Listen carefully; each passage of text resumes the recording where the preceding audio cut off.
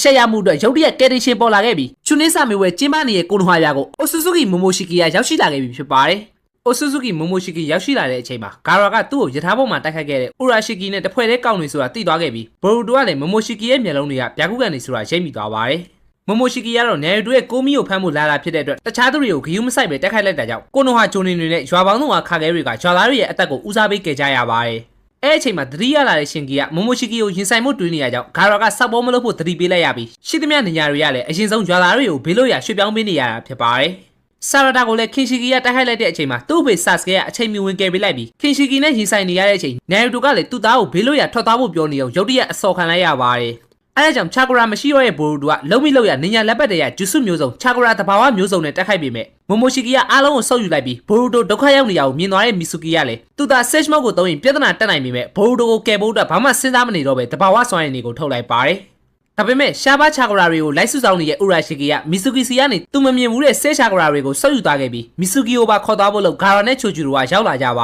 တယ်။နယ်တူနဲ့ဆာစကေကသူတို့သားသမီးတွေကိုကာကွယ်ပေးနေကြတာကြောင့်မိုမိုရှိကီကအပြက်ရှင်းမဲ့လုံးမှာရှီကာမာရူကနှစ်ယောက်လုံးကိုချုပ်ထားပေးလိုက်ပေမဲ့အရှိတ်ကပါဂျူဆုဖြစ်နေရကြောင်းဆုပ်ယူခံလိုက်ရပါတယ်။ခါကူယာရဲ့စာလေးရတနေ့မှာချာကရာတစ်တီကိုအရယူဖို့အိုဆူဆူကီတွေရောက်လာလိမ့်မယ်လို့ရေးထားတာကြောင့်သူ့ကိုယ်တွေကကိုမီခူရာမာကိုလာယူရဲဆိုတာသဘောပေါက်သွားကြပါတယ်။လက်ရှိဒီကဘာမှာနယ်တူကချာကရာအများဆုံးကိုပိုင်ဆိုင်ထားတာဖြစ်တဲ့အတွက်သူ့ကိုသာရရင်နဖျားတပင်ကိုပြန်လဲနိုးထနိုင်မှာဖြစ်တဲ့အကြောင်းနဲ့အဲ့ဒီချာကရာတွေကနေပြုတ်လုံနိုင်တဲ့ထာဝရနုပြိုကြီးနဲ့တဘာဝလွန်စွမ်းအားဆေးလုံးတွေကိုသူတို့ကစားသုံးမှဖြစ်တဲ့အကြောင်းမိုမိုရှိကီကပြောပြလိုက်ပါတယ်။နယ်တူကတော့အဲ့လိုဆေးဝါးကိုမှီညမ်းမိရတာကတကယ်စွမ်းအားအစ်စ်မှမဟုတ်တဲ့အကြောင်းပြန်ပြောလိုက်ပြီးဥရာရှိကီကလည်းသူ့ရဲ့ဗျာကုကန်ကြောင်းပြင်ဂါရာရဲ့တဲတွေကကယ်ဆယ်ရေးမှာတုံးနေရတာကြောင့်တိုက်ခိုက်ဖို့မလုံလောက်ပဲချိုဂျူရိုကပါသူ့ရဲ့အမှားသားပါမလာတာကိုကြိုတင်လေးလာထားတဲ့အတွက်တိုက်ပွဲကအသာစီးရနေခဲ့တာဖြစ်ပါတယ်။အဲ့ဒါအပြင်သူစုဆောင်းထားတဲ့စွမ်းအားတွေကိုပါပြန်ပြီးအသုံးချလို့ရပေမဲ့အစွမ်းအစားဆိုတာသူများစီကငှားယူရတာမဟုတ်ပဲကိုယ်တိုင်လေ့ကျင့်ပြီးမှရလာတဲ့စွမ်းအားကသာအချိန်ခါမရွေးအသုံးပြုလို့ရတာဖြစ်တဲ့အကြောင်းပြောလိုက်ကြပါတယ်။ဒါပေမဲ့မိုမိုရှိကီကတော့သူတို့အတွက်စွမ်းအားဆိုတာဟင်းလျာတစ်ခုလိုပဲဖြစ်ပြီးနှိမ့်ကြတဲ့တရဝါတွေကတော့အဲ့ဒါကိုနားလည်နိုင်မှာမဟုတ်တဲ့အကြောင်းပြောလိုက်ရင်သူဆုပ်ယူထားတဲ့ဂျူဆုတွေအားလုံးကိုငကိုထက်စွမ်းအားမြင့်ပြီးတော့ပြန်ထုတ်လိုက်ပါတယ်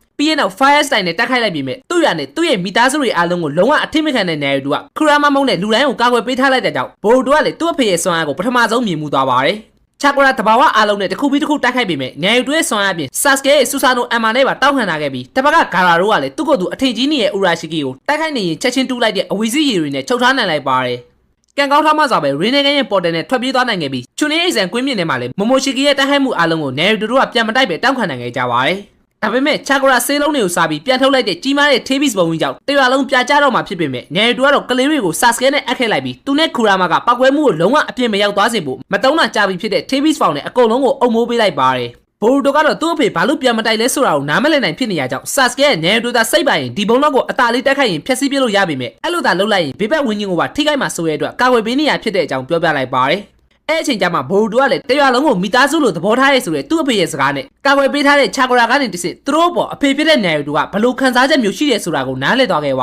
ယ်။အေးစစ်စစ်သူ့မိသားစုတစ်ခုကိုပဲကဲပြီးကိုလိုရုံးရင်ရနိုင်ပေမဲ့သူတန်မိုးထားရတဲ့လူတိုင်းကိုကာဝယ်ဖို့နယ်တူဆိုတဲ့သူ့အဖေကဒီလိုအနစ်နာခံရတဲ့ဆိုတာကိုနားလည်သွားခဲ့ပေမဲ့လက်ရှိမှာတော့နောက်ကျသွားခဲ့ပြီးဘိုရူတိုကသူပြန်သတိရလာတဲ့အချိန်မှာတော့ကိုနိုဟာဆေးရုံကိုရောက်ရှိနေခဲ့ပြီဖြစ်ပါတယ်။ဟီနာတာကလည်းအားလုံးကိုကာကွယ်ပြီးလဲကျသွားတဲ့နယ်တူကိုမိုမိုရှိကီတို့ကခေါ်သွားဖို့လုပ်နေတဲ့အချိန်မှာဝင်တာဖို့ကြိုးစားရင်းနဲ့ဒဏ်ရာရသွားခဲ့တာဖြစ်ပါတယ်။သူ့အဖေကတော့သူ့အလက်ကားလို့ထင်ခဲ့တဲ့ဟိုကာကဲတာဝန်ကိုထမ်းဆောင်ရင်းနဲ့ပဲရန်သူတွေဖမ်းခေါ်ခံသွားရတယ်ဆိုတာသိလိုက်ပြီးချာကရာအခိုးခံလိုက်ရတဲ့မီဆူကီကလည်းစိုးရင်ရတဲ့အနေအထားမှာဖြစ်တဲ့ကြောင့်ဆာရတာကပြောပြလိုက်ပါတယ်။ဘိုရူတိုကတော့သူ့အဖေရဲ့ပုံရိပ်ကိုပဲမြင်အောင်နေခဲ့ပြီးစစ်ပွဲရဲ့အနိဋ္ဌာယုံတွေဆိုတာဒီလောက်ထိစိုးရတဲ့အကြောင်းနားလည်သွားတဲ့အပြင်တစ်ချိန်လုံးမှားနေခဲ့တဲ့ဆိုတာသိသွားတဲ့သူ့ရဲ့အပြစ်ရှိတဲ့ကြောင့်လူတိုင်းကိုရင်မဆိုင်ပဲထွက်ပြေးလာခဲ့လိုက်ပါတယ်။သူ့ကိုယ်သူဘာဖြစ်တဲ့ညာဖြစ်တဲ့နဲ့အထင်ကြီးစိတ်ဝင်ခဲ့ပြီမဲ့တကယ်တမ်းလက်တွေ့မှာတော့ဘာတစ်ခုမှမလုပ်နိုင်ခဲ့ပဲကိုပိုင်အစွမ်းအစမဟုတ်တဲ့အရာနဲ့လူတိုင်းကိုလိန်ညာပြီးအသိမြတ်ပြုခံရဖို့ကြိုးစားခဲ့ရတော့နောက်ဆုံးမှာတော့သူထင်ထားခဲ့တဲ့အရာတွေနဲ့လုံးဝပြောင်းပြန်ဖြစ်သွားခဲ့ရတာဖြစ်ပါတယ်။ဆာစကေကလည်းတတိယလာတဲ့ဟီနာတာကိုနယ်တူတက်စိတ်မပူကိုပြောလိုက်ပြီးအရာအလုံးနောက်ကျသွားမှအဖေကိုစိတ်ပူနေတဲ့ဘိုရူတိုကလည်းဟိုကာကဲရုံငန်းကိုရောက်သွားခဲ့ပါတယ်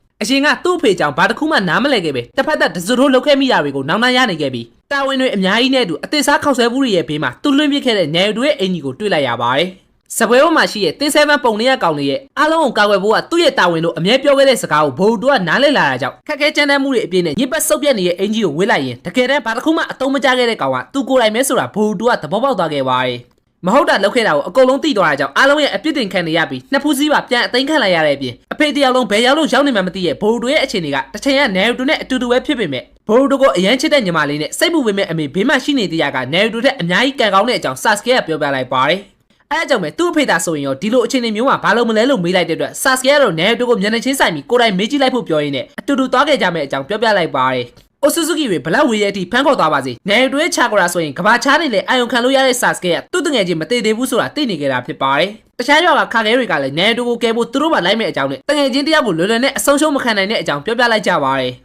ဥရာရှိကီကသူခိုးယူထားတဲ့ချာဂရာတွေဂျူဆုတွေကိုပုံလူပြန်လဲအသုံးချနိုင်ပြီးတတ်တော်ဆောင်ဖြစ်တဲ့ခင်ရှိကီကတော့လက်နက်ပုံစံမျိုးစုံအသုံးပြီးကြောက်စရာကောင်းတဲ့အမြန်နှုံးနဲ့ခွန်အားကိုအဓိကအသုံးပြုတာဖြစ်တဲ့အကြောင်းသိထားပြီးသားဖြစ်ကြပါတယ်နောက်ဆုံးတစ်ယောက်မိုမိုရှိကီကတော့သူ့လက်မှာရှိတဲ့ရင်းနေကန်ကနေရန်သူရဲ့ဆွမ်းအားကိုစုပ်ယူပြီးပုံမကြီးမားတဲ့ဆွမ်းအားနဲ့ပြန်သုံးနိုင်တဲ့ကြောင့်သူတို့တွေအားလုံးတမယိုးကျဂျူဆုတွေနဲ့တိုက်ခိုက်လို့မရပဲတေချာလေးသတိထားရမှာဖြစ်တဲ့အကြောင်းနဲ့ခါကိုရဲစာလိုက်ထဲမှာလည်းရန်သူရဲ့တီနီယာကိုဖော်ပြထားတဲ့အတွက်ချက်ချင်းလိုက်သွားကြရမယ့်အကြောင်းဆာစကဲကရှင်းပြလိုက်ပါတယ်ဘိုဒိုကိုပါခေါ်လာမယ်လို့ပြောရကြောင်းအန်နီများရဲ့အတွက်ခါခဲရီကတော့သဘောမကျပေမဲ့ဆာစကဲကတော့ဘိုဒိုကနေတွေးတာသူ့ရဲ့တပည့်ဖြစ်နေရဲ့ပြင်တကယ်လို့များသူတို့အားလုံးဓာမိတ်သွားနိုင်တဲ့အခြေအနေမျိုးမှသာတိုက်ခိုက်ဖို့ခေါ်သွားတာဖြစ်တဲ့အကြောင်းပြောပြလိုက်ပါတယ်ဘိုဒိုကတော့ယုံကြည်ချက်ပြဆုံးနေပေမဲ့ဆာစကဲကတော့ဘိုဒိုကတကယ်စိတ်နစ်ပြီးကြိုးစားရင်သူ့လိုမဟုတ်ပဲနိုင်တိုကိုအနိုင်ယူနိုင်တဲ့သူတယောက်ဖြစ်လာနိုင်တဲ့အကြောင်းပြောပြလိုက်ရင်ဘိုဒိုမှနိုင်တိုထက်တောင်ရှုံးနေရမှာကိုခံမြင်တဲ့စိတ်သက်ရှိတဲ့အကြောင်းပြောပြလိုက်ပါတယ်အဲအကြောင့်ပဲ तू ကလုံနိုင်တယ်လို့ပြောရင်အဲစကားကိုယုံကြည်ဖို့ပြောလိုက်ပြီးတချင်က तू စွန့်မြစ်ခဲ့တဲ့နှစ်ဖူးစည်းကိုစိတ်သက်လူတဲ့နဲ့စစ်မှန်တဲ့ရှင်နိုဘီတယောက်ဖြစ်လာနိုင်မှုအတွက်ဘိုဒိုကိုလက်ဆင့်ကမ်းပေးလိုက်ပါတယ်အဲ့လိုနဲ့နိုင်တိုကိုကယ်တင်မှုဆာစကဲကခါခဲလေးယောက်နဲ့တူဂန်နင်းတယောက်ကိုခေါ်သွားခဲ့ပြီးဘိုဒိုကလည်းသူ့တငယ်ချင်းရှီကာတိုင်ကိုပြန်ပြီးတောင်းပန်ကြည့်မိမယ်ရှီကာတိုင်ကတော့ဘိုဒိုလက်ရှိတာဝန်ကိုလုပ်ပြီးပြန်လာတဲ့အချိန်ကျမှတေချာနားထောင်မိမယ့်အကြောင်းပြောပြလိုက်ပါတယ်ဟီနာတာကလည်းသူ့သားဘိုဒိုစီမှာတချင်ကအရှုံးမပေးတတ်တဲ့နယ်အတွက်အငွေ့တက်ကိုခန်းစားမိလိုက်ပြီးဘိုဒိုကလည်းဆာစကဲရဲ့ရင်းနေကန်ပေါ်တဲ့တဲ့ကိုသူဟာစစ်မှန်တဲ့ရှင်နိုဘီတယောက်ဆိုတာကိုတက်တည်ပြဖို့အတွက်ဝင်ရောက်သွားခဲ့ပါတယ်ဆေးရုံကမီဆူကီကလည်းတတိပြန်ရလာတဲ့အချိန်လမ်းတောင်ကောင်းကောင်းမရှောက်နိုင်သေးပေမဲ့ဘိုဒိုအဆင်ပြေလားဆိုတာကိုပဲအရမင်းနေခဲ့ပြီးနိုင်တိုကိုကဲဖို့သူ့အဖေနဲ့လိုက်သွားတဲ့အကြောင်းစာရတာပြောပြလိုက်မှပဲသူ့ရဲ့နေမင်းကြီးအတွက်စိတ်အေးသွားခဲ့ရပါတယ်အဲ့အချိန်တခြားဂျိုတစ်ခုပေါ်မှာတော့မိုမိုရှိကီကနိုင်တိုရဲ့ချာဂရာတွေကိုစတင်ထုတ်ယူနေပြီဖြစ်ပေမဲ့များပြားလာတဲ့ချာဂရာပမာဏပြီးသူတို့လက်ထဲရောက်နေတဲ့အချိန်မှာတော့နေညာဆိုတဲ့စကားလုံးကိုဗဇက်ကမချပ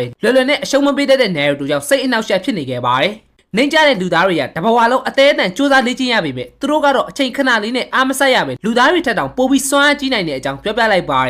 ယ်အဲ့အချိန်ကျမှနိုင်တူကလေသူ့သားဖိုရူကသူ့စီကနေအသိမပြုတ်ခံရဖို့စူးစမ်းနေတော့သူ့အရေးမဆိုင်မယုံကြည်ပေးခဲ့တာကြောင့်သူ့ရှေ့မှာအများကြီးလှုပ်ပြချင်တဲ့အတွက်သိပ္ပံဉာဏ်လက်ပတ်ကိုတုံးခဲ့တယ်ဆိုတာနားလည်သွားခဲ့ပြီးအလုပ်ကိုပဲအာယုံဆိုင်လုံးရင်းနဲ့သူကအဖေတယောက်အနေနဲ့တာဝန်မကျေပဲအမြဲတမ်းကလေးတယောက်လိုတတ်မှတ်ခဲ့ဂရိမတီခဲ့လို့သာဒီလိုတွေဖြစ်စေခဲ့တယ်ဆိုတာကိုနိုင်တူကသဘောပေါက်သွားခဲ့ပါတယ်အဲအကြောင်းပဲဘိုဒိုခေါ်နေကြနိုင်မယ့်အတိုင်း तू ကငတုံဘိုးတော်ကြီးဆိုတာလက်ခံသွားခဲ့ပြီးသူ့ရဲ့ချာကဘရာကိုဆွဲထုတ်ခွင့်ပြုမှာမဟုတ်ပဲ तू ကမိုမိုရှိကီကိုအမှောက်သိမ့်ပြီးသူ့သားစီကိုရအောင်ပြန်มาဖြစ်တဲ့အကြောင်းပြောနေတဲ့အချိန်ခါခဲတွေကရောက်လာကြပါတယ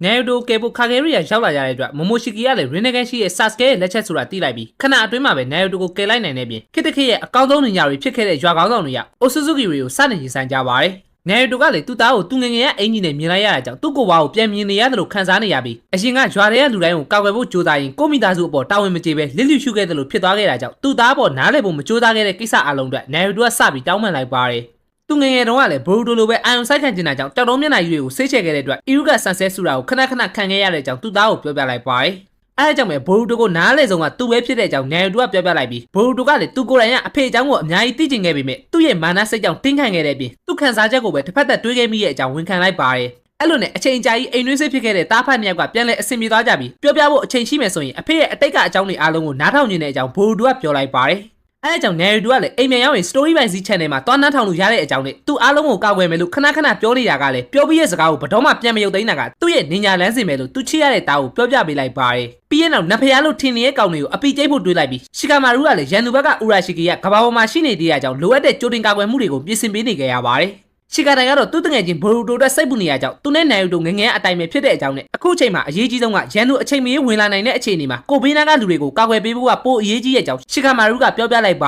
ယ်အဲ့အချိန်တခြားဂျိုတစ်ခုပေါ်မှာတော့ဆာစကဲနဲ့ခါခဲတွေကခင်ရှိကီကိုစတင်တိုက်ခိုက်နေကြပြီဖြစ်ပြီးအိုဆူဆူကီမျိုးနဲ့ဖြစ်နေပေမဲ့လည်းတစ်ဖက်ကတိုက်ရိုက်ခိုက်ရေးပြေးဝနေတဲ့စရုံးနှမြောက်နီညာစစ်ပွဲရဲ့သူရဲကောင်းတွေဖြစ်နေကြကြောင်းခင်ရှိကီကလှုပ်မရအောင်ချုံနှောင်ခံလိုက်ရပါတယ်မိုမိုရှိကီကိုလည်းဂါရာဒါရီနေရူတိုနဲ့ဆာစကဲတို့ကဝိုင်းလိုက်ကြပြီးမိုမိုရှိကီကဂျူဆုတွေကိုစုပ်ယူပြီးပြန်သုံးလို့ရရင်တောင်သိပ္ပံninjaလက်ပတ်လိုမျိုးဂျူဆုတစ်ခုကိုတစ်ချိန်ပဲပြန်သုံးနိုင်တာဖြစ်တဲ့အတွက်ဂျူဆုတွေမသုံးမဲ့အင်အားသုံးပြီးချရင်အေးဆေးဆေးပဲဖြစ်တဲ့အကြောင်းသိသွားကြပါတယ်အဲအကြောင်းပဲမိုမိုရှိကီကလည်းသူ့ရဲ့လှုပ်ဝက်ချက်ကိုသိသွားကြတဲ့အတွက်အိုဆူဆူကီတွေဘာလုပ်နိုင်လဲဆိုတာပြပေးမယ်လို့ပြောလိုက်ပြီးသူ့ရဲ့တက်တော်ဆောင်ခင်ရှိကီကိုဆွဲယူလိုက်ပါတယ်ခင်ရှိကီကိုယ်တိုင်ကလည်းလိုလိုချင်းချင်းနဲ့သူ့ရဲ့ချာကရာတွေကိုစားသုံးဖို့ပြောလိုက်ပြီးအနီရောင်ချာကရာတိတိတစ်လုံးဖြစ်ပြောင်းလဲသွားတဲ့အချိန်မှာတော့မိုမိုရှိကီကအဲ့အရာကိုချက်ချင်းစားပစ်လိုက်ပါတယ်အချိန်နဲ့မဟန်တာကိုတိရဲ့ဆာစကဲကလည်းချက်ချင်းရှင်းပြဖို့လုပ်လိုက်ပြီးမယ်နောက်ကျသွားခဲ့ပြီးကို့အဖွဲ့သားကိုပြန်စားလိုက်တဲ့မိုမိုရှိကီကအခိုးငွေတွေကြားထဲကနေအဝါရောင်ရင်းနေကန်နေတဲ့အတူပုံစံအသစ်နဲ့ထွက်ပေါ်လာခဲ့ပါတယ် အဲ့လိုစွမ်းအားကူပြောင်းမေးတာကသူတို့ခိုင်းရင်စီးမင်းတစ်ခုပဲဖြစ်တဲ့အကြောင်းနဲ့နတ်ဖျားကိုစန့်ကျင်တဲ့သူတွေကတော့ဒီနေရာမှာပဲတည်တင်းတဲ့အကြောင်းပြော